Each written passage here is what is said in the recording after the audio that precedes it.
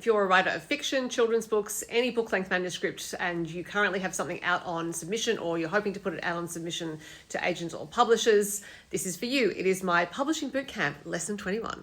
So in the previous lesson, I talked about learning to grapple with your ego and not waiting around for anyone to tell you that you're a literary genius. This lesson is related to that in that if you've done the work of grappling with your ego, then it's time to grow some fangs. You are going to need fangs. Now, this is a term that I picked up from the tennis podcast because I'm a tennis obsessive. They picked it up from the former player, current tennis commentator, Mary Carillo. Now, what fangs refer to in a tennis context is that a player is prepared to do whatever is necessary to win. And that means not only being super competitive, but also being prepared to be disliked by their opponents and be disliked by people in the locker room because they're so competitive. It doesn't mean being a bad person. It doesn't mean you have to be nasty. It just means getting the fangs out so that you can take down your opponent. You need to be prepared to sink the fangs into the neck. I used to inherently resist this sort of concept because as an Australian growing up with tall poppy syndrome, wanting to be competitive is not something that's in the culture. And also as a female person, girls and women are socialized to not be competitive, at least not about creative work.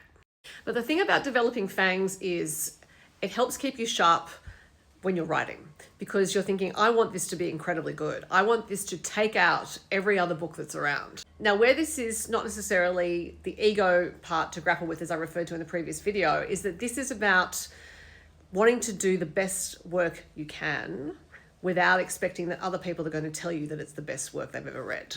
So essentially you're in a competition with yourself to begin with, but you keep the fangs sharp because you want to do the best by the work, and you need to believe in yourself enough to be content with no one telling you that you're the best, and also believe in yourself enough to want to take out everyone else, if that makes sense. If you can grow some fangs and keep them sharp, they will help you during the editorial process and also during the promotional process. Getting on social media means you have to prepare yourself to be disliked.